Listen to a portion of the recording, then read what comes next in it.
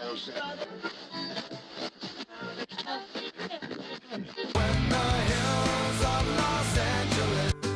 Angeles, I'm and most Hollywood nights. She goes to California, oh, California. What you say about Los Angeles? LA got the people saying.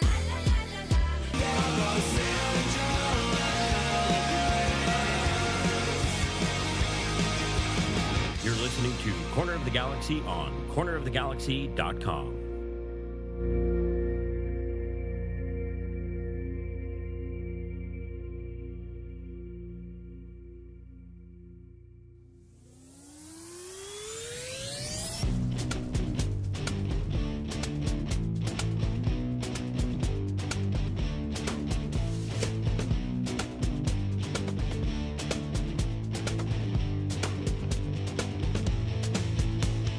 It's time for another episode of Corner of the Galaxy from the Box, the show that gets you behind the scenes of the LA Galaxy and into the minds of soccer reporters and MLS experts. Your hosts for the day are Corner of the Galaxy's Josh Guesman and LA Times soccer reporter Kevin Baxter. Let's start the show. Hello, everybody, and welcome to Corner of the Galaxy from the Box on cornerofthegalaxy.com. I'm your host, Josh Guesman, coming to you on a Monday, October 7th. LA Galaxy 2-1 victors over Austin FC in a bloodied, beat-up battle at Dignity Health Sports Park on Saturday night. The LA Galaxy set all sorts of records. We'll probably be trying to figure out all the records they set throughout the entire show, but we want to talk about the victory over Austin, the break that is now happening, and then the LA Galaxy looking at Houston coming up in about 2 weeks. So, a lot of stuff to get to. We're glad to have them back on the show. It's Kevin, the Panda, Baxter. Kev, how you doing, bud? Yes? Nope, you're still muted. Try again. Maybe you're still muted. Yep. We'll try. We'll keep trying until we get there. We were talking this whole time, so I imagine we'd eventually get there. Just your normal Corner of the Galaxy.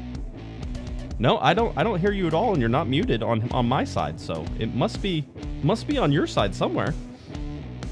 It's okay. We'll eventually get there. As Kevin figures out, his voice will pop in Angels here in a second. So, no, the LA Galaxy getting the victory over Austin FC.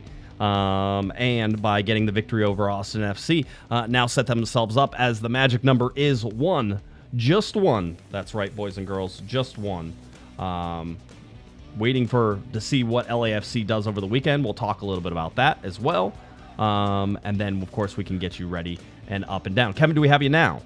I don't know. How's this? There we go. See, so much better. I'm there. Yeah, we got you. I made it. You did. Okay, it. I wanted to start off with a little show and tell. Although, if you are not watching the pod, it'll be just tell. Yes. There won't be any show because you won't see it. Well, just do that thing that writers are supposed to do and describe things with words. If I was good at that, I'd be a writer. That's true enough. Yvonne Carrasco, who is kind of the Diego Fagundes of PR people for the Galaxy, she just fills in a number of different places. On Saturday, she was able to get me one of these really cool Day of the Dead baubles. Woohoo! I think she either rolled a guy on the concourse or she stole it from a kid. Yeah. I don't know how she got it, but she got it for me. So thank you, Yvonne, for that. This joins my collection. You can see it. Yes. Uh-huh. Yeah. Couple of hundred bobbleheads. I have a Hello Kitty bobblehead. See, there's Hello Kitty. That's always important. This is Mr. Celery. Mr. Celery is the mascot of the Wilmington Blue Rocks. Okay. He's kind of cool. We got we have Mark Twain. Speaking of writers, there's Mark Twain. Yep, that guy. And we have the Pope. The Pope. The cool Pope. Yep. The cool Pope. So we have all kinds of bobbleheads, and now, thanks to Yvonne Carrasco, we have Galaxy Day of the Dead. So thank you for that. No, that was awesome. She got me one as well. Of course, mine got stolen immediately as soon as I came home because Jake wanted to know what I brought him. So that is what I brought him. So Yvonne, also, by the way, saving the day on that because you don't want to come back empty-handed. That's a no-no. Don't want to do that as well. If you can see it, look how cool that is. That's super cool. That is. It's very cool. Kevin, the LA Galaxy. This seems weird. I went over to my mom's place today. Stopped by, said hi. That's not weird. No. This is the weird part. She goes. I hate to say it, but the Galaxy are really good. Like she was sort of like she didn't want to jinx it. And I feel like that is every Galaxy fan so far this year has not wanted to say anything. And you and I have talked about it. We haven't believed them. at some points during this year. It's like, we don't believe you that you're a good team. We don't believe you that you're an MLS Cup contender. We don't believe you. Show us. What we've seen in certainly the last 2 games has been nothing short of, yes, you're showing us. And I have to believe, at least in my heart, if you're looking out and watching the LA Galaxy in this last stretch of games here, you have to sit there and say, okay, so now they can handle the tough games. They learned something from the Colorado game. They learned how to win on the road a little bit, how to be tough on the road, how to go out there and get results maybe whenever you're not 100% playing the way that you want to play, but they did that against Colorado. And then in this game, now, let's set this up a little bit. Kevin, we knew that Austin would be a hungry team because their backs were against the wall. We knew Josh Wolf's job was on the line, foreshadowing.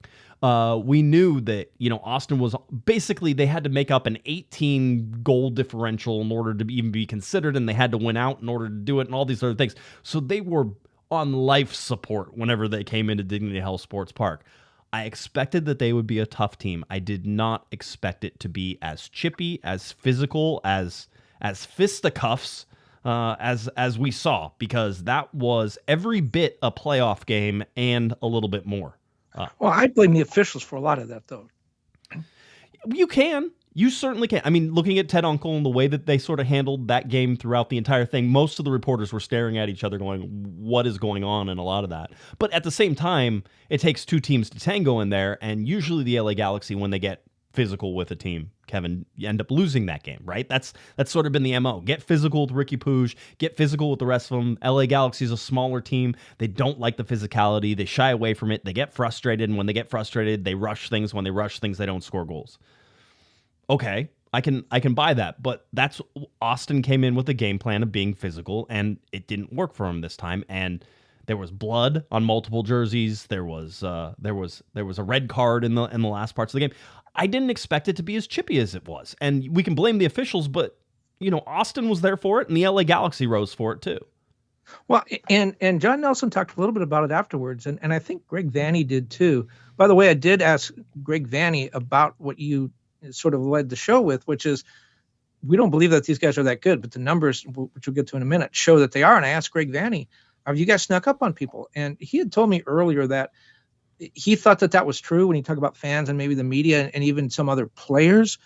But he said, when you talk to general managers, to coaches, to league executives, they all know how good the Galaxy are. But Greg actually suggested that he thinks this team could get better as it matures. He talked a lot about maturity. And speaking of the maturity, John Nelson and Greg Vanney both mentioned how, especially the Ricky Pooch incident right at the end, how all the teammates rallied to him. That it was, the first guy off the bench was Dayon, was right in the middle of that. And the idea that the guys each had each other's backs. And I'm going to go back to last year again, which we do a lot on this show, because the difference between last year and this year is amazing. But that didn't happen last year. There were some times when Douglas Costa and other people did some boneheaded stuff, and you saw their teammates turn their back on them. Right. This time, everybody rushed to. There were a couple of physical incidents when it looked like a brawl might break out. Yeah. And the Galaxy were right in the middle of that. Everybody was backing everybody up. And Greg and John Nelson both talked about how important that was, that unity. And Greg talked about the maturity when he was asked to compare this team to his 2017 team in Toronto, which won the only treble in MLS history. He talked about how that team had actually had a disappointment the year before. In 2016 MLS Cup, they lost to Seattle on a shootout when Seattle did not have a shot on goal. Correct. In 120 minutes. Yes. And he said that was the impetus for the next season when they were so great. The Galaxy had a bad season last year, but they basically have 8 new starters. So this team is still maturing together. But they both looked at that sort of what happened at the end of that game in the second half as a crucible, a thing to sort of test these guys. And everyone seemed to think they passed the test with flying colors. Yeah, they talked about fighting for each other. They talked about, Greg Vanney came off beaming about his team. Like, you could look at that and say it was an ugly win, however you want to look at it. The Galaxy created the shots they needed to create, scored the goals they needed to create, and played defense the way that they needed to do it against a team that was, hostile for most of it. Now, a lot of people would point to, the foul by Mark Delgado, I think on Obrian, who was making a run up, and it was a good tactical foul. And if you go, This is I saw this comment and I laughed because they were comparing the two tackles between Mark Delgado and then the one that got the red card at the end there for Austin on Ricky Pooch. And somebody said, "Oh, well, this is if that's a red card, then this one's too." And if you look at the difference between the two, Mark Delgado literally slides into the back of somebody's legs and lifts up the leg like you do whenever you want to foul somebody tactically from the back. It's not going to injure anybody. You're just sort of flicking the heels that way they stop. Everybody sort of knows that that's how a tactical. And listen, I've already been accused of being a homer for having that thought. I saw it whenever I saw the foul that happened. Basically, I think right in front of me. That it was a yellow card. I was like, oh, that's a yellow card. Easy. Not a problem. The one on Ricky Pooch with both feet off the ground trying to spear a guy who is borderline out of bounds whenever you're going after the ball. However you say it. That's why it was a direct red card immediately. And Taylor Twellman, I saw him on social media say it should be a multiple game expulsion. I don't know if he said it should be a multiple game expulsion. I know he at one point was talking with Alexi Lawless, and I can't really figure out which side. Lawless was saying it was it wasn't like a multi-game suspension and blah, blah, blah, all this other stuff. And then, of course, people wanted to argue with him about that, and then there were people who agreed. Twellman got in there. It said 100% on something, but I don't know if that was 100% as in it should be a multi-game suspension or it shouldn't be a multi-game. I'm still up in the air. We could text him and find out. But there was no point on that because the game was over. The game. That's another reason why it was of the game. Yeah. And then you had Josh Wolf come over, and all of the Austin players come over in front of the Galaxy's bench. You had the Galaxy's bench come off the Galaxy's bench and basically go after the Austin player. There should have been, and this sort of is tips off a little bit earlier too, is there was an incident with Ricky Pooch at the center of the field, walking away from a previous situation and getting out, and you had one of the Austin players going after him. I think it might have been Valencia. John Nelson talked about it afterwards, where he was trying to pick a fight with Ricky Pooch. He was getting in front of him, he was trying to push him, and John Nelson wasn't letting that happen. And then the guy really tried to get after Ricky, and John pushed him back. John got headbutted, ended up bleeding. And he said, I think John afterwards sort of said, I don't know how nobody saw that. Like, there was no VAR, no referee, no nothing. And that was the one where there ended up being 2 yellow cards on the play, and that was the Delgado yellow card. There were 2 yellow cards on the play, and there could have been 7 or 8 yellow cards on the play. People were pushing and shoving and grabbing, and the fact that there were only 2, I think, is really where Uncle lost control of that game, and that's sort of where I see it being not a correct handling of that game. And John Nelson had to come out for a bit to change jerseys because of the blood on the jersey. You kind of get, I think we've been harsh on Ricky Pooch this year about his yellow cards. He has 11. Only one player in the league has more. You can't be soft on him for the yellow card that he got earlier in this game, though. Well, yeah, it was for dissent. conduct. It was for dissent. Yeah, but see, what I'm not going to defend him, but I am going to explain that 11 yellow cards for a guy that plays his position at his size. He's not a big center back. The guy that has more cards than him plays for Inter Miami. He's a defender.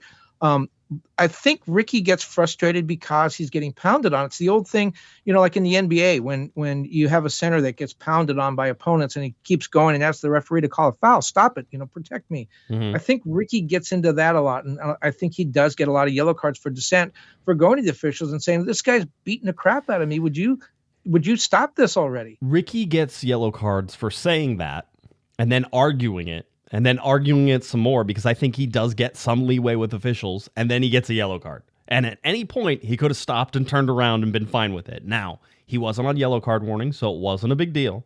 But at the same time, you sit there, within the first 14 minutes, the LA Galaxy had their two of their central midfielders on yellow cards. You had Gaston Brugman, and then you had Ricky Pooch. By the way, we haven't even started talking about the lineup, but let's get it to you real quick. John McCarthy in goal. You had Yamane, Garces, Yoshida, Nelson. You had Delgado, Brugman, Pooch, and then you had Gabriel Peck, Dejan Joveljic, and Joseph Paintsill. The big change there was the Brugman swap for Cerrillo, and that was likely the rotation coming from the game midweek with in Colorado, where Cerrillo started and had to play that entire game, or at least most of it there. And so that was the one I think I highlighted it on Thursday, said Brugman may start this game just because of that little rotation, but that was the small rotation the LA Galaxy made. they were able to do that. But Brugman got a yellow card early in that game. Joveljic ended up getting a yellow card. Pooch got a yellow card, and Delgado got a yellow card. But again, there could have been probably 11 or 12 yellow cards in this game, and maybe 2 or 3 more reds. Certainly the headbutt on Nelson, certainly going after a player over and over and over again, trying to attack him when the guy is walking away is at least worthy of a yellow card, you would think. And again, I think that was Valencia in there. Having said that, do those carry over? Do those carry over into the playoffs? No, I think they carry over to the next season. Okay. Because it's regular season. So I think you would be okay unless you get like a red card in the final game, and then I believe that would carry over for the playoffs. But I can never remember that rule because sometimes it does. Sometimes yes, the answer is, and sometimes no. But I believe yellow cards don't carry over to the playoffs in terms of if you were on yellow card warning. That's a regular season thing, so it doesn't carry over to the. So need to rest guys in the Houston game because of yellow card. Maybe rotation or other things, but because of yellow card. Yeah. You don't, and you probably don't need to rotate either. You get to set it up however you want because it's in 2 weeks, right? So Galaxy have plenty of time to do that too. But that was the lineup. Now, before this game even started, Kevin, we got news, and we were sort of waiting for it after the win in Colorado of whether or not the LA Galaxy would qualify for the CONCACAF Champions Cup.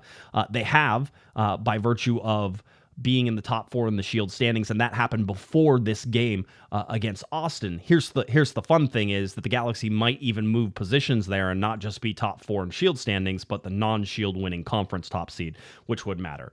The only thing you really have to pay attention to is should the LA Galaxy win MLS Cup, Kevin, they would get a bye into the round of 16 and not have to play in that first round of 32 into the CONCACAF Champions Cup. But regardless, for the first time since 2015-2016, the LA Galaxy back in CONCACAF Champions Cup, or CONCACAF Champions League as it was known. And so that's something that was also there. So much like, hey, you get to play in Europe. You get to play in CONCACAF. So this is a big deal to see the Galaxy return to this, which means more games next year for the LA Galaxy. So should there be open cups, which, by the way, I was talking to some LA Galaxy front office people about open cup here and there, just about, and there was a let's see, an energy or a want to be able to compete in that tournament again. I think that's probably true for most MLS teams. But I think the fact that you did, by virtue of how you finished, and then by virtue of which tournaments you were playing in and which ones you weren't playing in, and blah blah blah, all this other stuff, that the only 8 teams out of MLS even were able to qualify for that tournament doesn't sit well with a whole bunch of front office people. And so I wouldn't be surprised if there's some return. And I certainly, basically the answer was, is anything happening on that? And it's like, no, we'll have to see what that is next year. But I think there's a willingness, a want, and a return, at least from the LA Galaxy side, to be back in that tournament. So and you mentioned the Champions Cup, right? It used to be Champions League, and they played 2015, 2016. I think they actually played their last games in 2016. That's the end of the Bruce Arena era, the Bruce Arena legacy. And you talk about this team maybe sneaking up on people. You talked about the records. So best home record in Galaxy history, 13-1-3, 41 points.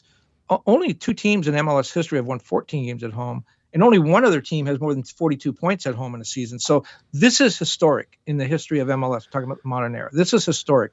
13-1-3 at home. The only loss came at the Rose Bowl, so they're really unbeaten at Dignity Health Sports Park. They set an attendance record, highest average attendance since the inaugural season, which again was at the Rose Bowl, which has a lot more seats. So the Galaxy highest average attendance in history from the first season. Goals, they have 68 goals. The record in the modern era is 69. So if they score a goal in Houston, they get that tie that record, 2 goals. They set the record. 19 wins. Mm-hmm. No team in the modern era for the Galaxy have had more than 19 wins. If they win in Houston, they have 20. It breaks the record. All those are Bruce Arena era records, and the Galaxy could break all of those. Yet, you still kind of think of those that 2011, 2012, 2014, the MLS Cup winners as being the elite Galaxy teams. On paper, this team is better than that. And Larry Morgan out on Twitter sent me a question today. If this team played the 2011 team, who wins? 2011. It's just to me, it's the defensive argument, and I'm not going to sit here and sugarcoat it and say, well, this defense is actually better than it is. By the way, it's better than people think it is. All right, I'll tell you right now, it's better. we talked about Colorado having one of the top XGs in the league in terms of the chances that they create, the goals that they scored, and all those fun things that Colorado does. And the LA Galaxy held them to 1 goal at home. You come in against Austin, who is sort of this high pressure, high pressing team that likes to counter and do all these things. Austin's been a shell of itself. Josh Wolf, by the way, we can I remember that foreshadowing. Josh Wolf was fired the next day. I don't know if he got Lane Kiffin though. I don't know if they stopped him at the airport and were like, "Hey, we got a room in here. Why don't we talk before we go anywhere?" It seems like he actually made it back, but he was called in the next morning and was fired, as was expected should they not make the playoffs. And I think at this point he was ready to go. One of the reasons everything was probably so testy was because Austin knew that they were on the edge, and then it didn't help that their coach also knew he was on the edge. I mean, at one point I thought Wolf and Vanney were going to have blows at each other. Brenda in the chat room asked if anybody asked Greg Vanney what he said to Josh Wolf while they were over there. By the way, don't know why Josh Wolf was suddenly over on the LA Galaxy sideline. Don't know why all the Austin bench players were over on the LA Galaxy sideline after all that. The answer was one of their guys was down over there, and they were protecting him from all the LA Galaxy. But hey, don't foul the premier player on the other team's roster right in front of the bench whenever basically this was going to be the last play of the game anyway. So this is all those things that you sort of got to see. Other things that happened this year, the LA Galaxy never lost more than 1 game in a row. That was it. It was only 1. The only other times that has ever happened was in 2011 and 2014, both MLS Cup winning years. But those are losing streaks of 1. Those don't happen very often, right? The LA Galaxy won 3 games in a row for the 3rd time whenever they beat Austin. And that came into one of those where they've done it 3 times now, and now they're looking at possibly winning for a 4th game in a row. If they finish it out at Houston, that would be the 2nd time this year that they had 4 games in a row. By the way, just in case everybody can keep everything in perspective, the longest winning streak the LA Galaxy have had in the modern era is 5 games in a row. That's it. So 4 games in a row and doing that twice, should they win in Houston, would be a pretty significant accomplishment overall. So we can look at all that. I think you talked about it. The points at home, the points. How about just the points, Kevin? Let's just the points. Should the LA Galaxy win against Houston, they would be done at 67 points. That 67 points would, I believe, tie them with the 2011 team as well. That would be the most in a 34-game season in the modern era. Now, when we talk about modern era, by the way, just so everyone's clear, at the beginning of MLS, I think the first 5, 6, 7 seasons, something like that, into the 2000s, games could not end in a draw, and there was a penalty shootout. So, I think the 1997 team, was it, that won 24 games? That's not going to happen again. They won 24, 30 games that year. That's not going to happen again. So the modern era is essentially when games were allowed to end in a draw. And by the way, I don't want to sound like I'm blowing smoke, because I'm not trying to, but there was an amazing atmosphere on Saturday. Something that, again, when you think back... Speaking of smoke, I was going to say, speaking of smoke, and the game got delayed because there was so much smoke and there was no wind and all that fun stuff. So speaking of blowing smoke, which the Galaxy could have used a little. That was a marine layer. That's what it was. A sudden marine layer. Yeah, it was an amazing atmosphere. And when you think back, 16, 17 months ago, there was a supporter boycott. Yep. And now we have... a number of players, the season ticket holders, were honored for having perfect attendance. And we said, the Galaxy set an attendance record. The atmosphere was amazing, and it really feels like the Galaxy, on and off the field and the front office, are really beginning to capture the true potential of this franchise and what it can do, the money behind it, the history behind it. We talk about it being the New York Yankees of MLS. They don't often act like that, but it's coming together, and it's a team effort. When you look at Will Kuntz as the GM, what he's done, rebuilding the team, 8 new starters this season, including guys who are going to get some prizes at the end of the year. So what he's done. Then Tom Brun, now president of business operations, the thing that he's done, Coachella, just start with Coachella. It's Tom Brun put that together, and how perfect that thing was. And then what he's done at the stadium, Will Misselbrooks, the creative and brand officer, some of the stuff he's created at the stadium. It's just not, it used to be you would come out and see a great product on the field, and that was Bruce Arena, and that was enough to bring you out because those teams were so great. Now you come out to see a good team, maybe a little underrated, and you get all these other things as well, and the stuff around it. Again, Coachella, some of the things that Galaxy are doing in the community. It just seems like it's really coming together. And I talked to Will Kuntz at halftime, And I said, it's really amazing what you can do when you bring in 8 new players and they all blend together and all that. And he just kind of pushed past that and said he was really excited by the fact that there was an atmosphere there. And he talked about how important the atmosphere that Will Misselbrook and Tom Brun has created in the stadium, how important that is to how his team plays. And it just seems like everyone's pulling on the same end of the rope. And I can't remember the last time I felt that way about the Galaxy. Yeah, I mean, I think there's awards, like a postseason awards for front offices and stuff like that, and there's usually like a front office of the year, or that type of thing. The Galaxy should be there. I don't know. I mean, you can certainly credit Miami with putting some players around them. You can look at Columbus. It's not just, Miami isn't just about Messi. It isn't just about Luis Suarez. It isn't about, Sergio Busquets and all that. They have put some really good pieces around those guys. That way, when Messi doesn't play half the games, they still play good. That's great. They actually have a better record without Messi, by the way. That's one of those arguments where you sit there whenever Ricky Pooch wasn't playing for like 3 or 4 games because he was hurt, and the Galaxy went on and won a bunch of those games, and everybody's like, oh, the Galaxy played better without Ricky Pooch.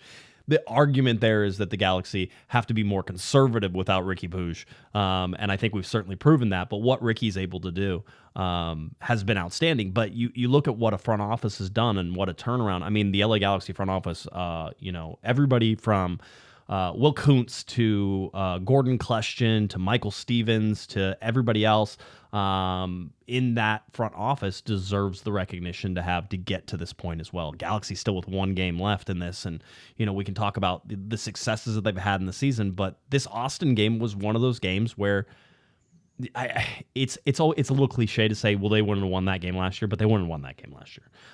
And Tom Brun came through the press box before the game and was speaking to you and I and Scott French and a few other people. And one of the things he said that I found really interesting, and see, Tom Brun intellectually knows this, that my job, at least, and our job on this version of the pod, is to be honest. And if the team is terrible, we're going to say the team is terrible. And if the team is good and creates that environment like they did Saturday, we're going to say that.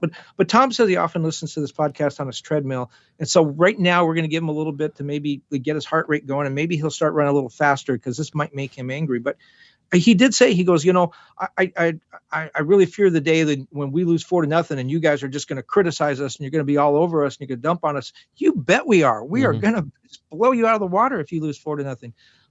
In previous front offices with the Galaxy in 2011 and 2012 and 2014, I distinctly remember members of that front office coming up to me and saying how good they thought my reporting was and my writing and how I really captured the team. Then 2017 and 2018, I'm same guy. Yeah. Same perspective. Now, all of a sudden, you got worse. I'm out to get them. And as I told Tom Brun, look, the score of the game will dictate, how I write. If you guys play really well like you did this season, it's going to be very complimentary. If you, do what you did last season, it's going to be very hostile. That's just, and Tom Brun knows that intellectually. He knows that. But yeah, if you keep winning, Tom, we'll keep talking about how great you are. You start losing, we're going to wonder about what happened and what you need to do to fix it. That's just the way this business works. It always has. And we try to be honest. Listen, we try to be honest. The name of the show is Corner of the Galaxy. Clearly we have a focus on one team, and that's what we do. And Kevin gets to cover all sorts of different sports, which is why his perspective is always so valued here, because I don't believe in just telling you what you want to hear. And I won't. I will also tend to be a little more the voice of reason than maybe being reactionary to one loss or anything else that is going. Although I've been told the sky is falling multiple times this year. That being said, the LA Galaxy possibly ready to tie a modern era points record should they win in Houston. So that's something. Let's get to some super chats because I'm a little behind. Gary, $5 super chat. Shout out to Scott, who underwent a tough procedure today. Scott, we're always thinking about you. Gary, thanks for bringing that attention. We appreciate your support, Gary. And Scott, hope you're doing well. Hope you're feeling better. Let's go. By the way, Gary wanted to put out underneath it always tells you what's like how many super chats somebody has done. Like, let's celebrate their 5th super chat or their 3rd super chat. Gary gives another $2 super chat. Said YouTube is broken. This is not my 3rd super chat, and it said it was his 3rd super chat for the one that he did before, and then for this one it also says it's his 3rd one. Gary, how about doing a $20 super chat? See if that readjusts it, right? Kevin, $50. I heard that's what heard that's how you can fix it. Let's see. Okay. Jacob, $5 super chat. The socials have been gorgeous, but the starting 11 graphic bothers me with the SXI. Every game, I get confused why they're posting 6. Just me? Listen, I have many like sort of misgivings with starting lineups and how they're put out and stuff like that. I believe that they should be in a formation and that you should teach people what positions people play in instead of just listing them. It can be very pretty, and it is very pretty, but I will die on this hill. Show me a formation. Show me what you're lined up in. It's not a surprise to anybody. Nobody is surprised at what you're trying to do. No, Bruce says formations don't matter. Bruce is the soccer god himself, so you certainly listen to that. But no, Jacob, there's many things that bother me about these things. Galaxy. He's right. The graphics have been great this year. Of course they have been. They're super good. I mean, SXI is almost like sexy. You know what I mean? That's what they're trying to say. It's SXI. I'm going to put that on my license plate. That's the next one. Galaxy Nuts, $20 super chat. Appreciate that. Looking forward to many playoff COGs. Yeah. Special playoff edition COGs coming up. Man, I know, right? Love the show. Please keep bringing all of us sickos joy. Yes, you are. You're as sick as me, for sure, 100%. But no, going back into this, let's look at some individual play in this. Gabriel Peck, again. I think he scored 4 goals in the last 4 games. Dude is on fire. He's getting more and more comfortable. Kevin, this is a guy who we were like, man, it might take him a year to sort of get comfy. And then he got comfy, and now he's running away. Currently has more goals and assists than Luis Suarez. Just to put that in perspective for you, Luis Suarez and Gabriel Peck are the 2 front runners for the Newcomer of the Year award. And the Newcomer of the Year award was made for somebody like Gabriel Peck, not for somebody like Luis Suarez, who has been playing everywhere for as many years as he has been. Having said that, Messi could have been Newcomer of the Year last year, right? Wasn't that one of the arguments for last year? Could you imagine giving that to Messi that award? By the way, a really interesting thing. You're right. Peck is on fire. Puig, I believe, has 7 goal contributions in the last 4 or 5 games. Goals and assists combined. He had 2 assists in this game, including on the Peck goal, with his 15th of the season. I talked to Will Kuntz about that too at halftime. And if you remember, we've discussed this on the show, and I talked to Tim Lewicki a couple of years ago before David Beckham's first game as an owner. And what Tim Lewicki told me, he goes, everyone looked at David Beckham when the Galaxy signed him in 2007 and said, that's it. They're going to build a team around him. And Tim Lewicki said that was never the plan. David Beckham was a midfielder and an offensive midfielder, but a great passer. He needed someone to pass the ball to. Tim Lewicki said the equation was always to get someone for him to work with, and that was Robbie Keane. And he said that's when we took off, when Keane was there to work with Beckham. If you look at Ricky Pooch, he's been here 3 years, not a lot of success when it comes to playoffs or even wins. All of a sudden, Peck comes in, the 2 combine, the 2 turn into a deadly sort of combination. Will Kuntz, without referencing Lewicki and Beckham and Keane and all that, he said the same thing. He said, we looked at Ricky and we said he has to have someone to get the ball to. And it wasn't working with Dayon in the middle. Getting the ball to Peck is what they wanted to do. And now getting the ball to Royce and others. But that was the combination. That was the vision that Kuntz had when he came in, is to get someone from Ricky to pass the ball to, and he found the right guy. 100%. No, it is. I'm laughing at this at the super chat. People are trying to get Gary to give like $50, for the Pupusa fund. By the way, shout out to AFCHA, named community partner of the year at the game, and they sent up mini pupusas to the press box, and I did a little dance. Guess who got to hand out the mini pupusas? It was me, because I'm the pupusa king. You bogarted a lot of those. A little like Salvadoran quesadillas. Yes. Kind of what a pupusa is. But yeah, they were little tiny, little hockey pucks, even smaller than that.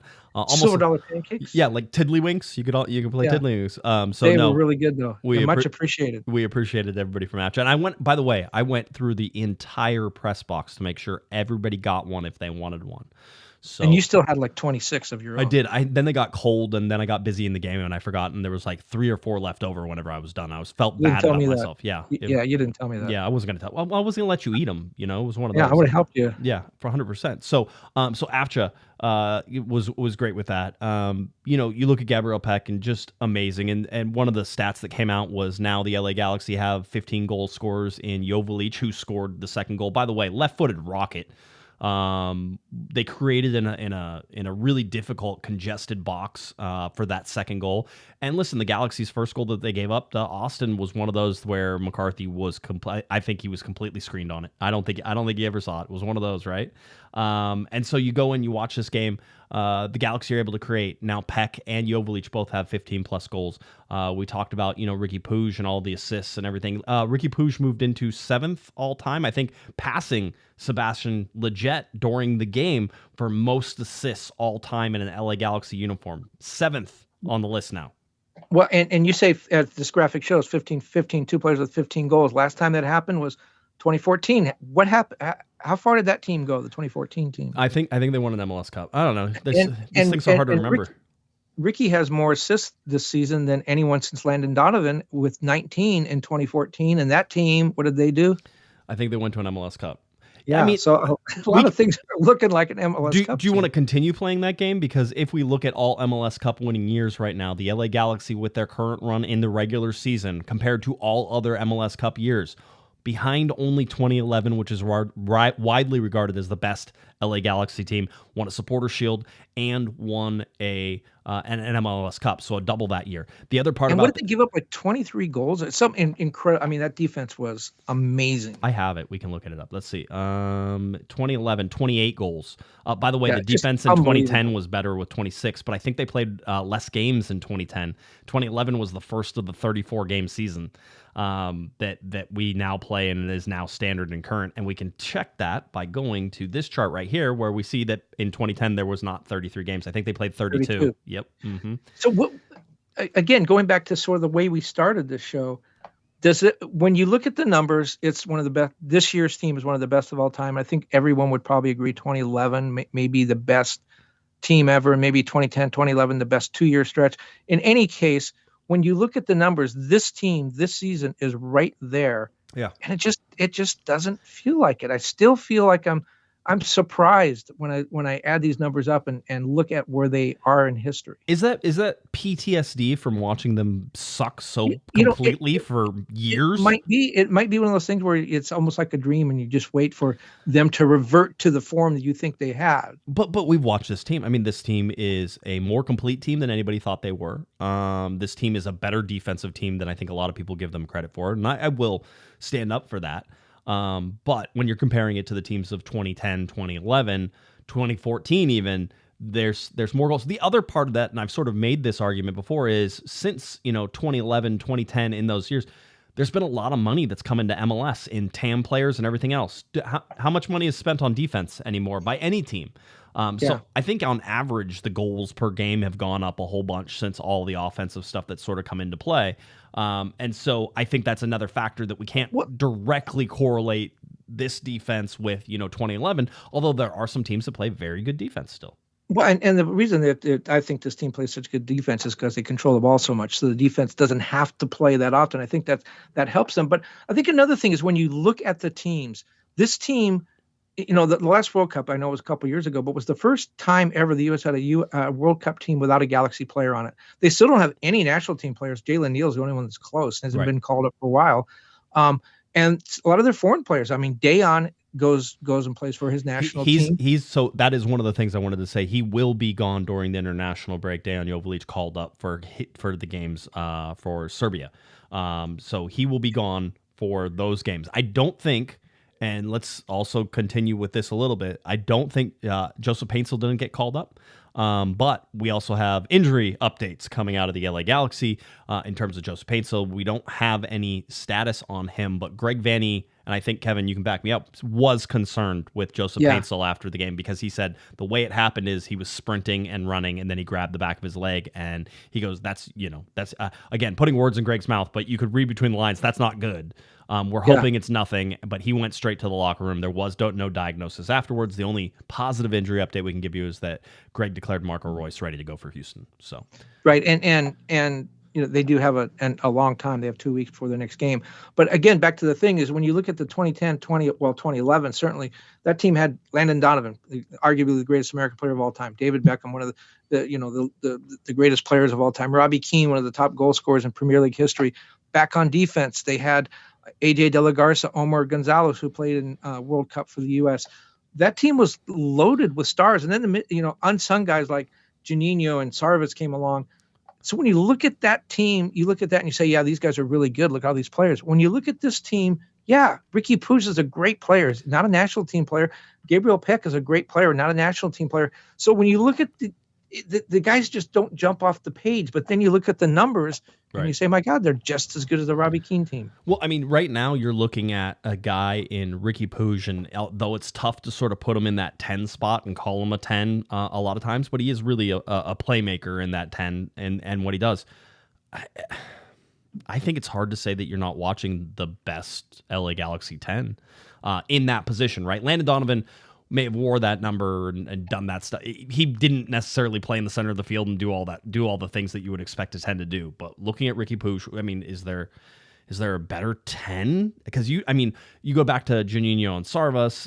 There were some, certainly you could go back to some of the earlier years as well, but Juninho and Sarvas were more double pivot guys, not necessarily, pure creative playmakers. And Ricky Pooch is that guy. As much as I think that sometimes he lets his attitude get the best of him, I'm not an idiot. He's one of the best players I've ever seen play in a Galaxy uniform. The way he can run away from people, he could run away from 6 guys. You can watch it, and it's not even shocking to us anymore. I think fans need to recognize that as well. This goes into my voting, Kevin. We have to talk. So the LA Galaxy always give out Player of the Year and then Defender of the Year. Those are the 2 awards that the credentialed press get to vote on. So you're talking to Kevin, you're talking to me whenever we vote. I voted on every single one of these. Credentialed press? Sometimes they let you in and everything. Yeah. So doing all those things and looking at that, we get to vote. So would you like to tell everybody what you think you're usually I have these written down and I'm ready to go. I would write them down, except I'm still up in the air a little bit on some of this. But certainly polling in the press conference afterwards, because we started talking to everybody about it, there are some differences of opinion. And so you do the top 3 in each category. So let's go Player of the Year, because I think it might be easier. Player of the Year, top 3. Okay. Gabriel Peck, without question for me, it's Gabriel Peck. Mm-hmm. Ricky Pooch is second. Mm-hmm. I think Peck made the difference in the team being as good as they are this year. If you ask me who's the best player, I would probably say maybe Ricky. Maybe Ricky is the most talented, but I think Gabriel Peck is the most viable player this year. So I'd pick him 1. Ricky would be 2. There's a huge drop off to 3, but I guess Joveljic might be 3. Maybe Maya Yoshida. Maya Yoshida definitely my Defender of the Year. I would put Yoshida, Yamani, very heavy Japanese vote there. And then I think John Nelson, because without him coming in, and that's here's an unsung acquisition by Will Kuntz. Everyone talks about Peck and Paintsill. No, John Nelson. John Nelson, guys played 2 playoff teams in MLS. He was a free agent. I guess he was a free agent, right? Nobody kind of wanted him. He was just kind of hanging out there, deep into the winter. He was still there.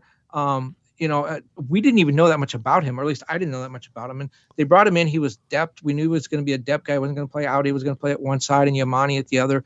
My gosh, where would the Galaxy be without John Nelson? 100%. I mean, the Defender of the Year to me gets so muddied, mostly because I think the Galaxy aren't a great defensive team, but trying to figure out a stand. They very much are a system type of team, right? They play in a system. Their guys operate in a system. So watching that. My Player of the Year is going to be Ricky Pooch, and I don't even think it's close. I heard in the reporter's room, and I may lose this. I'm fine with being right and everybody else being wrong. That never bothers me. Ricky Pooch is by far the most talented player on the team. By far the reason the LA Galaxy are able to do 90% of what they do. When he's not on the team, the LA Galaxy get boring and predictable. And without him, Gabriel Peck wouldn't be the player that he is. Certainly you'd need somebody to get the ball to Gabriel Peck, but I'm just not sure it gets to him as often as it does if it isn't for Ricky Pooch and what he's able to do on the inside. So for me, it is Ricky Pooch, no-brainer. Everybody else is wrong. I will go Gabriel Peck at number 2. When we get into 3, I'd like it because it's so far. I agree with you. I think there's a drop off from everything because it's so far for everything. I'd like to give some recognition to somebody. Edwin Surreal would probably be my 3. Unbelievable year that he's had. Quietly wasn't starting at first. Brugman goes down injured. He fits in. He is that defensive midfielder, that 6 of the future for the LA Galaxy. Can't wait to see what he brings next year as well, right? You have this kid on a longer term contract. You control him. You knew he was going to be good. I remember talking to Will Kuntz about him whenever they got him, and I was like, what do you think about this kid? And he's like, I go, do you think he could be a starter? And he's like, yeah, I think he can be. And he goes, I think he's going to be really good for us. And again, home run. Had a similar conversation with Will about Gabriel Peck, by the way, after Gabriel Peck scored that first goal in the Austin game, and I was sort of like, hey, that guy was pretty good. Who would have thought? One of those. So seeing the LA Galaxy hit on those, but Edwin Surreal for me might be a 3. And again, that's an honorable mention pick more than anything. Defender of the year, I'm going to go with Maya Yoshida. I think consistently he's been the leader, and consistently he's been very good. And whenever you are able to put him with Garces, which you sort of see, he gets to play more of a sweeper role, and I really like that. I think he's been outstanding the last 3-4 games. So solid, but throughout the year, he's usually pretty solid. Yes, he has his issues. Yes, he's an older guy. Don't tell him that. He knows he's old, but he kind of likes that position where he is. I honestly expect Maya Yoshida to be back. So I think Maya Yoshida, I think Mickey Amane is there, and then it's really hard. John Nelson deserves, like, if there was a 12th Man of the Year award, John Nelson would win it 100%. That's my vote, right? Who's the guy who's coming off the bench, who's going to like do all this stuff? Who's the 12th man? Then I'll give it to John Nelson. 100% deserves some recognition. The fact that we're talking about John Nelson at the end of the year in season-ending awards blows my mind. When he was picked up, it was exactly as you said. He was almost an afterthought. And think about this. I mean, you could make no one would do this, but you could make an argument, and it would be a compelling one, that maybe John Nelson and Diego Fagundes would be 1-2 for Player of the Year, because without them and their versatility and their ability to step up. John Nelson had to be ready, watched half the season from the bench, and had to be ready to step in and perform like he did. Diego Fagundes has played every position, some of them well, some of them. Man, that's how you know the LA Galaxy are a good team, Kevin? Because we're talking about these and you can start naming names, and you're like, oh, that guy deserves recognition too. You feel like you're shorting whoever you mentioned. You're gonna screw somebody else, and you're like, that's not what I'm trying to do. What I love about Diego Fagundes, and we talked about him at Coachella. Remember, we had him on the show. Mm-hmm. We talked about how he had the dirty uniform. Diego Fagundes played just about everywhere on the field. At the front part, didn't play on defense, but he defended. But anyway, he played everywhere he was asked to play. Some places he was very comfortable and played really well. Other places you could tell he didn't want to be there, but he sucked it up and did the best he could for the team. You could argue that Diego Fagundes and John Nelson might be 1-2 for the most viable. And one reason I picked Yoshida for Defender of the Year, you did as well. You mentioned that it's sort of a system defense. He's the quarterback. He's the guy that's calling the signals and that's lining guys up. He's also the guy that is the lookout guy, the guy that when someone blows an assignment, he's the one that has to run down the opposing player, and he's the captain. So just from the leadership qualities, I base my vote as much on what he does with the leadership qualities and quarterback in that defense as the physical prowess that he brings to his position. Yeah, I'm there. I think those are my votes. I think that's where it's going to stand. You guys are going to be wrong if you don't vote for Ricky Pooch. Just telling you. I think it's going to go. By the way, I can poll the votes. I looked. I saw. I know where it's headed. Just telling you, you're going to be wrong. But you've been wrong before, because Jelle Van Damme, that was the LA Galaxy who pulled that one. Jelle Van Damme was going to be Player of the Year, and the LA Galaxy didn't let us vote. And who ended up winning but Giovanni Dos Santos. And how did that vote?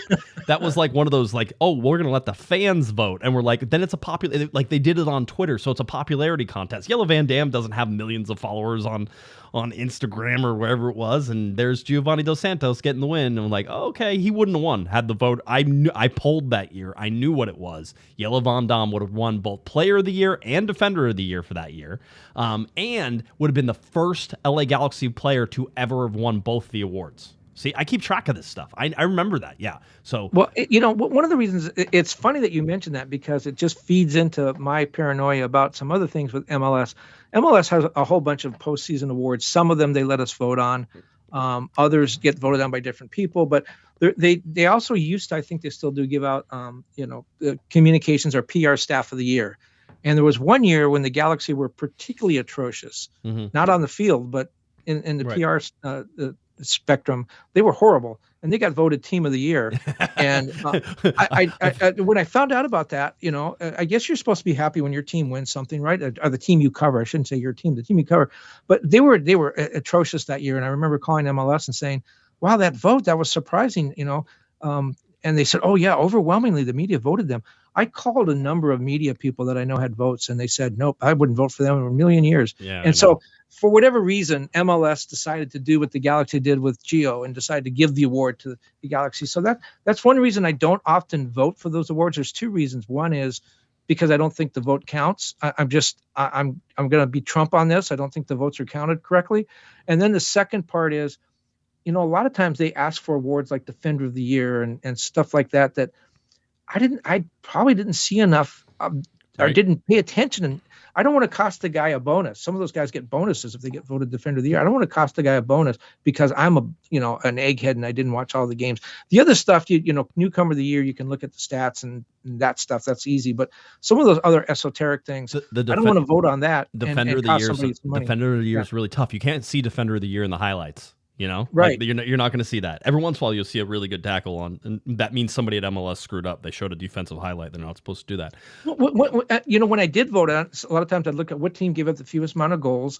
Then I might look at the goalie statistics and say, well, he didn't have a great year, so it's somebody in front of him. And then you wind up picking a center back. But you know what? That doesn't always work because maybe sometimes it's a team that gives up a ton of goals but make the playoffs because there's some defender in there blocking shots with his face that deserves the recognition. Yeah. And I don't know that because I didn't see Seattle play every game. By the way, Eduardo, whenever we asked if it's just PTSD that you don't believe, why you're just not believing all the stats, and Eduardo goes, $5 super chat says 100% PTSD. I thought Marvin had a good one though. PTSD is pupusas to start the day. By the way, pupusas to start the day. Awesome. Always a good idea. Football Mania, $2 super chat. Kevin on the LA Galaxy roster depth episode. Yeah, look at you, Mr. Movie Star over there. There's people who are like, can COG set up a meet and greet with Kevin because he's such a movie star? And so I see that is an actual. I would imagine this person is being facetious because nobody would want to meet you. But should they actually do that? One, I would check just to make sure they didn't hit their head too hard somewhere. And then two, yes, of course, we could always set something up like that. Not a problem. But yeah, I mean, how did you you show up to training and all of a sudden you were on TV, huh? Well, if you want to know the real story behind that, here's where Tom Braun's going to start running fast on his treadmill again. So I don't know how many people know this. The Apple TV deal says, Apple says, we will show all your games. You guys produce everything. So MLS has to produce all the content. Apple TV said you have to do shoulder programming. That means there has to be like a weekly show, Galaxy, this week with the Galaxy or whatever. Well, I'm on a training the other day, and some of the Galaxy content producing team was there, and they're like, we don't have anything. We got nothing for this week. Can we ask you some questions? And so, yeah, they put me on, and they had a couple questions, and I answered them, and they're like, oh, thank God we had somebody. I think they might have asked Damien to do that too, and Damien didn't want to do it. But yeah, it was not anything that was planned. I was walking to my car, and they basically tackled me and made me do that. But yeah, if it leads to a career in Hollywood, I could see that.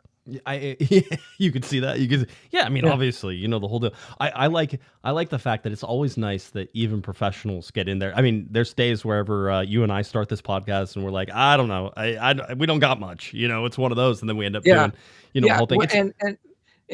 I think it came out okay, but I mean, Apple TV asking them to do that 34 times during the season, and they, you only go to the same people so many times. I will say it's the first time I've been asked to do that. But another story, a similar thing, is when Angel City started.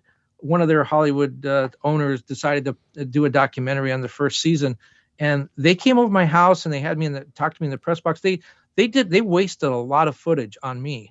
But some of it apparently did make the documentary. Which I guess is streaming. I probably won a couple of Academy Awards or something, but then went straight to streaming. Anyway, the point was, as I'm coming back from the World Cup, the Women's World Cup in New Zealand, there's a kid next to me has their tablet out, and they're watching the documentary, and there I am sitting right next to them, and there I am on screen talking. I don't know what I was saying at that point, right? But the kid never looked up and said, "Oh, there's the guy that's on my screen." Yep. I would have had. What should I have done? Should I have signed the autograph? Refused to sign? No. You always sign. You sign anything and everything. I mean, really, that's what it is. You feel like an idiot doing it. Well, I could be one of those reclusive stars. I don't think that works for you. You're not good and lucky enough to pull that off. So you're definitely a character actor, Kevin. Whenever we're talking about this, people say that they remind me that I remind them of people. Like Creature of the Black Lagoon is one that that comes up a lot. People say I look a lot like that. Darren, by the way, got this correct. Thanks, Darren, for putting this in the correct perspective. So you show up to training and they're like, man, we don't got anything. So basically you were their last option. They didn't. Absolutely. No one it. called me ahead of time. It wasn't planned. Yeah, I was Damien said no, and there was nobody else there. They're like, exactly oh no. That's exactly. He got it 100% correct. Okay, that was it. Good. Let's see. I think we've gone through most of those. MLS announced the attendance, over 11 million fans, which is going to be a record, and there's still 16 games left to go in the season.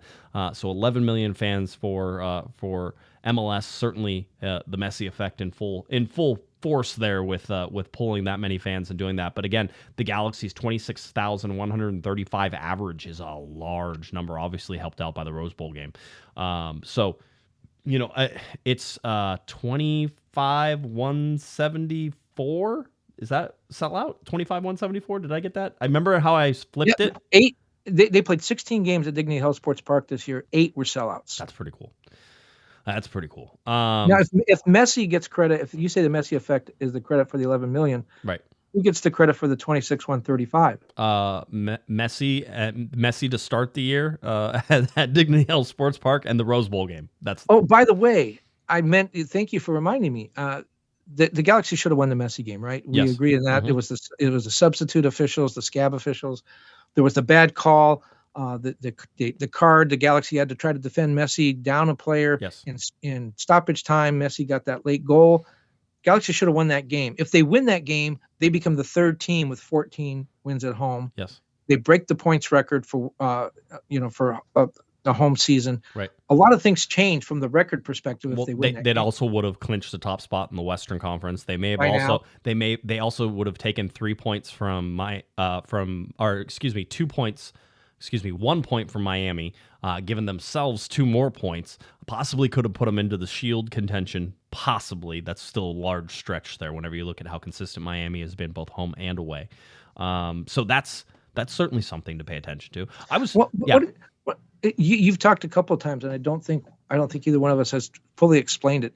Talk about how the conference is set up. LAFC with its 2 games left. Okay, so let's go over. Right now, the LA Galaxy at 64 points. They are 6 points clear of LAFC. Now, LAFC has one more game to play. That happens this Sunday, where they travel to Vancouver during the international break to take on. Now, Vancouver looking to try to get out of the play-in game right now. Vancouver is in 8th, Portland in 9th, so a lot to play for. This is up in Vancouver on the carpet, so LAFC will travel up there again during the international break. Without 6 starters, likely without 6 starters. Likely in that place, right? So Sunday, October 13th, that game kicks off at 4:30 p.m. Pacific time. Should LAFC do anything but win that game, the LA Galaxy would clinch first in the Western Conference. So they would clinch that top spot, which means then they would have home field advantage for every Western Conference game they play, right? So the more home games you can get, this is Josh's argument in a tournament all the time. How many home games are you going to get? That's how successful you're going to be. The LA Galaxy, should they do this, and by the way, the magic number is 1 point. The Galaxy need 1 point. Either the Galaxy get a point in Houston with LAFC winning at Vancouver, or that LAFC gives a point back, which means a draw or a loss at Vancouver. The LA Galaxy would clinch that top spot, and nobody in the Western Conference could jump over them. There's also a race going on, and one that we still have to watch. Should let's see, I want to make sure that I have this correct as well. The game that happens on Saturday is Columbus and New England. You're going to want to watch that game as well. Saturday at 4:30 Pacific time, Columbus hosts New England. The reason that's so important is right now Columbus sits at 60 points. Should Columbus win that game, which seems a likelihood, should Columbus win that game at 63 points, they would then be within striking distance of the LA Galaxy at 64 and could jump over them. What that means would be, if you go into the Supporter Shield standings right now, Columbus is in 3rd. Should Columbus jump over the LA Galaxy and the Galaxy go to play an MLS Cup, both Miami and Columbus would hold home field advantage over the LA Galaxy. So the Houston game might still matter, certainly about where the LA Galaxy could finish, both top of the Western Conference, because that's not locked up or secure, and where they could host possibly an MLS Cup. And if you're the Galaxy, you really want to win that Houston game because of the fact that you want to stay above Columbus and make Columbus travel to you should they beat their side of the bracket and come to LA. Right. And a lot of things, you used a lot of words to say, if the Galaxy just take care of business and win at Houston, no one can catch them in either the conference or for second place in the Shield. Right. They would have home field advantage throughout the playoffs unless they have to play Miami. Correct. Miami would be the only team the Galaxy would travel to play. And that would be MLS Cup. Right. And it's important because the Galaxy have the best home record in the league. They're the only team undefeated in their building. Remember, their only home loss at the Rose Bowl. As far as the thing goes with LAFC, so if LAFC beats Vancouver, they could tie the Galaxy by winning their final game at home with San Jose, and if the Galaxy loses at Houston, if the Galaxy draws, the LAFC can't catch them. Now, both teams would then have 19 wins. They would have same points. Right. They would both have 19 wins, which is the first tiebreaker. Mm-hmm. The second tiebreaker is goal differential. Correct. Galaxy have a slight lead. Yeah, there. +3 right now on LAFC. Galaxy are +20. LAFC are +17. But And you then would the imagine next tiebreaker. if LAFC wins against Vancouver, then they'd have to at least be +1 on that. Then possibly +2, +3. They could close that gap depending on how they play against Vancouver, right? And then, so that's the first goal, is goal differential is the first. The second is total goals. The Galaxy have a bigger lead there. But again, it's probably going to come down to goal differential. And what I would expect to see from LAFC if they survive that Vancouver game and actually go into the last day of the season, decision day, in striking distance, I think they're going to try to really rack it up against San Jose, score as many goals as they can, for the goal differential tiebreaker. And, we've seen San Jose this season, minus 35 goal differential. Yeah. LAFC could put up a lot of goals on them. So we'll see what happens. But the simple solution is the Galaxy takes care of business, win or draw in Houston. Doesn't matter what anybody else does. That is the easy way to sort of to pay attention to it, and certainly something you want to avoid. Even a draw in Houston would at that point give them the win there. The other thing to take note of is that the first round in the playoffs is home away, home. That's how it goes. Best 2 of 3. If you win the first 2 games, you don't have to play the third game. But you do have to travel on the road. As it stands right now in the Western Conference, the play-in game would be between Vancouver and Portland. So the Battle of Pacific Northwest turf fields. And so the winner of that would then play the LA Galaxy. So they would have to travel to LA. They would play LA, and then the LA Galaxy would have to travel to them for the second game. And then if there was a third game, it would be back at Dignity Health Sports Park. That's how that goes. After that, single elimination from then on out, the LA Galaxy wouldn't have to go anywhere. Should they survive that first round, they get home field advantage for the rest of the Western Conference playoffs, should they be in that top spot. And the teams are not reseeded, so they are not reseeded. Everything stays exactly as it is, and you go from how it plays. The other thing I'd like to point out is I did look at this chart. It is a little amazing. The LA Galaxy have spent 12 of the 33 weeks in first place in the Western Conference. That's a significant one. By the way, I think it goes to like 15 or 18 whenever you look at like top 3. The LA Galaxy have been in that top spot. The lowest position, I have the LA Galaxy outside of the first game, which they drew and were in 8th place, was 5th in the Western Conference. That's the lowest the LA Galaxy have been, is 5th in the Western Conference the entire year. More than you look at this last one, though. Basically, since before League's Cup, remember whenever we were talking, Kevin, about, hey, if the LA Galaxy win, then they get to be in first place for all the way through League's Cup. They haven't relinquished that since they've been in that top spot since before League's Cup. Greg Vanney talked last week about the playoffs and said that I didn't realize that they had a vote. Maybe he was just speaking, metaphorically, but he said he voted for the home and away playoffs, which used to be 2 legs, which is, the way most of the world does playoffs like that. He didn't like the 3 games. He says he thinks playing the same team 3 times in 1 week is boring for the players. It's boring for the fans. Doesn't really, that's, a lot of times they don't even play that third game anyways. He liked the home and away series. After that, it becomes 1 game. But he did also talk about this particular week. They came out of League's Cup and they had some time off because they didn't win League's Cup. Then they played a couple of games. Then there was an international break. Then they played a couple of games. And now there's another international break right before decision day, which I understand why they do that. They need the international break, and it gives them chance for teams to make up games like LAFC and Vancouver are doing. But you're sort of trying to build this momentum and this tension going into decision day. And what do? You take 2 weeks off. Then you come back, play a best of 3 playoffs. Then you take more time off for the November international break. So Greg just talked about the difficulty for a coach at this point. You got players who are ready to go. They're fired up for the playoffs. The fans are ready to go. And all of a sudden it's hurry up and wait. And guys at this stage of the season, I remember back in the baseball days when Philadelphia is covering the playoffs one year, Philadelphia had a great bullpen. And they because they were so good, they got a long break going into the playoffs. All their bullpen players say, we got too strong. We got too rested. At this time of year, we are used to pitching with fatigue. I think that carries over to soccer. Guys are used to playing with fatigue. All of a sudden, they're strong. Passes that would be right on a guy's boot before now sail into the stands because they're stronger. Trying to keep that rhythm after playing every week for an entire year, and then all of a sudden you get 2 weeks off. It's really tough. It's much harder than you would think. It is. I do think the rest is going to help the LA Galaxy as they sort of get ready for those playoffs. Listen, there's only 4 teams playing this weekend. It's not like this is, a time when everybody's going to play. No, this is really more makeup games than anything else. And I think this might have even been like Leagues Cup makeup games because you look at Columbus and LAFC both having to play during this time. So something to watch as we go forward. Last thing was those end-of-year rewards for MLS. I would just let you know that technical directors get votes on this. I think some players get votes on this, and then some members of the media get votes on this. I do not. Kevin usually abstains from those.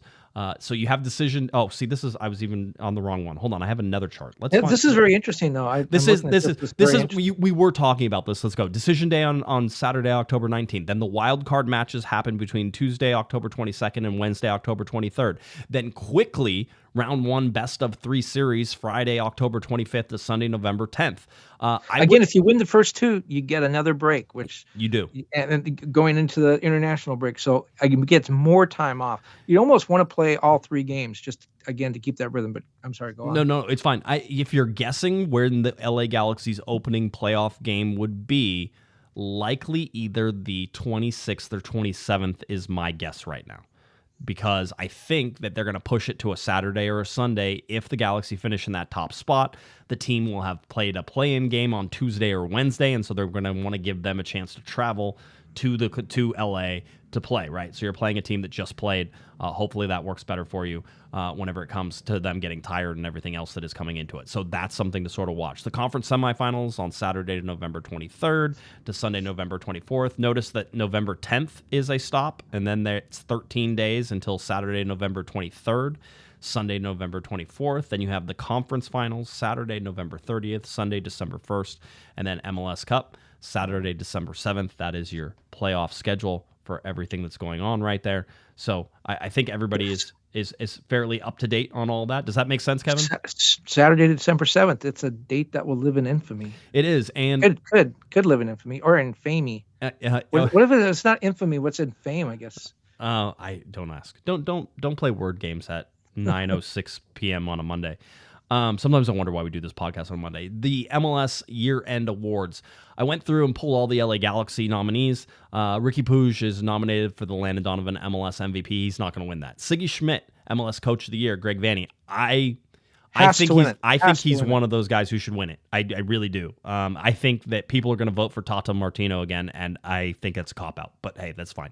You won the league and you had Messi and Suarez. Gee, what an accomplishment! Come on. Audi, the Progress Impact Award, Jalen Neal. I don't have a good feel for that, but Jalen Neal is among one of the best players in Major League Soccer in terms of his time, but there are a bunch of guys who really do dedicate a lot of time there. So one of those to watch for Jalen Neal, certainly. MLS Newcomer of the Year, Gabriel Peck and Joseph Paintsill.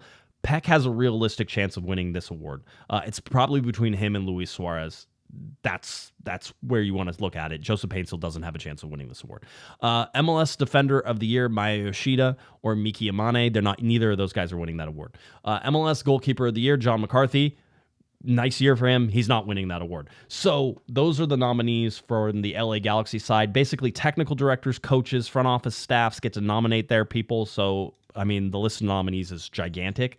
That being said, there's usually 2 or 3 who are actually worthy of that award, and they're nominated in this, and we can sort of search through and figure who that is. Yeah, I am really bullish on Greg Vanney, and maybe I'm feeling sorry because I was so hard on him the last 3 years. Which again, going back to the Tom Brun conversation, hey, if you don't win, I'm coming down on you, or the media is, the fans are.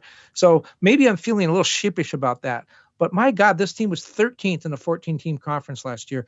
Granted, he had 8 new starters that weren't there at the start of last season, and those people were provided by Will Kuntz. Maybe Will Kuntz should get Coach of the Year.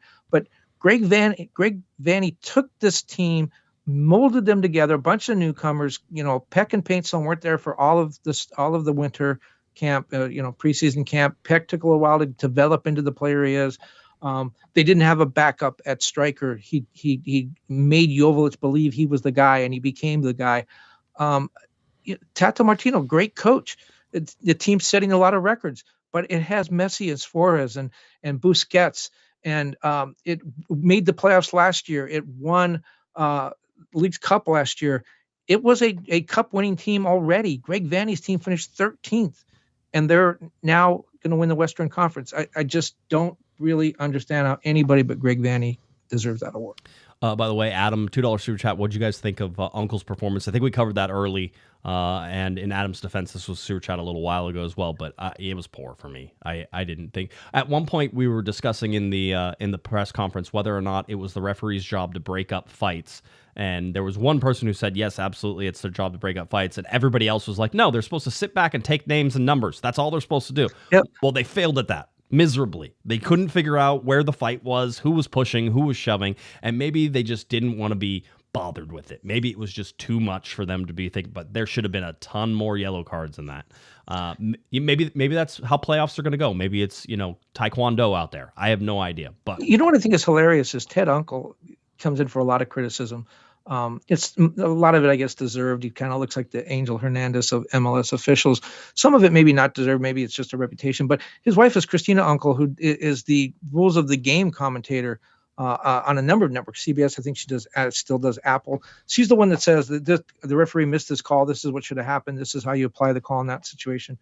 Maybe they should talk at home a little bit. Maybe she should go over some of this stuff with him. I think whenever we got down to our meetup at halftime, people were like, "Christina Uncle, the better uncle." Like, that's messed up. And I don't. By the way, she's really one of the smart.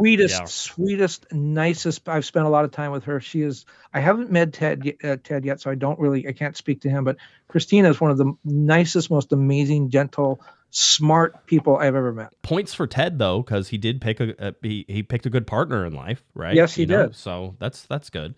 All right, that's where we sit. The LA Galaxy do not play this weekend. We've given you your watching instructions for this weekend. However, should watch the Columbus game, should watch that Vancouver LAFC game. That's going to be the important one. Should LAFC fail to get a victory, then the LA Galaxy will clinch top spot in the West. Still something to play for against Houston, trying to finish above Columbus. Should Columbus beat New England, which I think is very likely. So let's watch those games as they play out. Unlikely to be a podcast this Thursday, and we shall see about Monday. We may put something up, but Kevin, I know, is going to be traveling. We'll see what we do.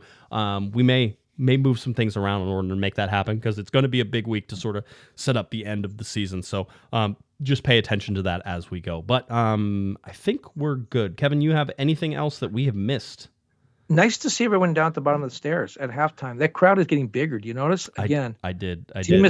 Tom Brun, the team succeeds. Even the podcasters get a little love when that happens. Right. I got to talk to a whole bunch of people. It was great to see. So, we always appreciate saying hi to everybody. I came down. I got to give my cookie away to some kids. Yeah, I got 2 cookies because I feel like I've earned 2 cookies. And so I went down there, and then I was like, I don't want to eat this other cookie. And I gave it to some of the kids who came up and asked me some questions. So I was like, here, you want a cookie? Yeah. I'm like, split it like 7 ways. Those cookies trying to. Did you see me split my cookie with anybody? No. You did not. Does it look like you split cookies with anybody? No. Yeah, do I look like I give cookies away? No, absolutely not. All right. Well, that'll wrap it up then. If you're looking for Mr. Kevin Baxter on Twitter and X at KBaxter11, head on over to LATimes.com for all of Kevin's wonderful writings, whether that's football, American, or world, or any other sports that he covers in and around Los Angeles and around. He'll be chasing the U.S. men's national team here shortly, so pay attention to that. If you're looking for me on Twitter, it's at Guesman, at Galaxy Podcast. CorneroftheGalaxy.com is where you can find all of our wonderful shows. Head on over to YouTube, Spotify, all those fun places where you can like, subscribe, tell your friends. Let's suit it up. We're almost time for those postseason Corner of the Galaxies coming up very soon. All right, for Mr. Kevin, the Panda Baxter, I'm Josh, Pato Guesman. You've been listening to Corner of the Galaxy from the box on CorneroftheGalaxy.com. Have a great one, everybody. You've been listening to the Corner of the Galaxy podcast on CorneroftheGalaxy.com. you can follow the show on Twitter and Instagram at Galaxy Podcasts. And be sure to check out and subscribe to iTunes, Stitcher, and Facebook by searching for Corner of the Galaxy. Fans, we thank you for listening. We ask that you be kind and courteous to your neighbors as you leave the podcast. We thank you for joining us and look forward to seeing you again. Until then, I'm Michael Araujo, and on behalf of the entire Corner of the Galaxy crew, goodbye, everybody.